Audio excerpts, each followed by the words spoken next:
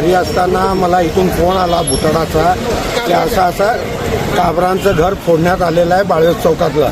तर मी ताबडतोब त्यांना एकच सांगितलं की बाबा घर फोडलेलं जर खरं असेल तर कुणी आत बाहेर करू नका, जाऊ नका आणि मी येतोय.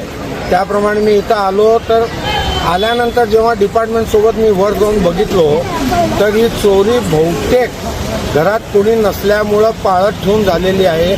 आणि शुक्रवारी हे लोक गेले म्हणजे शनिवार आणि आज कालच्या रात्रीच बहुतेक हे घर फोडण्यात आलेलं आहे. कारण दिवसभर हा रस्ता वर्दळीचा आहे, त्यामुळे दिवसा तर इथं कोणी शक्यच नाही.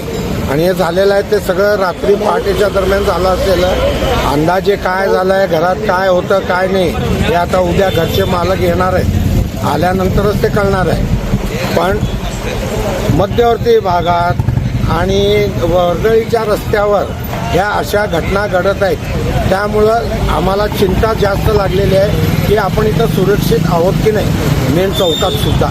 आता सध्याला आम्ही आमदार साहेबांना फोन केला होता तर विजयकुमार देशमुख मालक हे ताबडतोब घटनास्थळी आले आणि त्यांनी डिपार्टमेंटला ह्यांच्या घरच्यांना सुद्धा सहकार्य करा म्हणून सांगितले आणि डिपार्टमेंटला सुद्धा सांगितलेलं आहे की बाबा शक्यतो लवकरात लवकर छडा लावा आणि हे का बरं होऊ लागलेलं आहे पेट्रोलिंग वाढवा असं सुद्धा त्यांनी सांगितलेलं. रात्रीची गस्त वाढवा आणि इथं शक्य असेल तेव्हा इथल्या नगरसेवकांना पण त्यांनी सांगून गेले की इथं 2-4 कॅमेरे लावून घ्या महापालिकेकडून, त्यामुळं नागरिकांची सुरक्षा तरी राहील.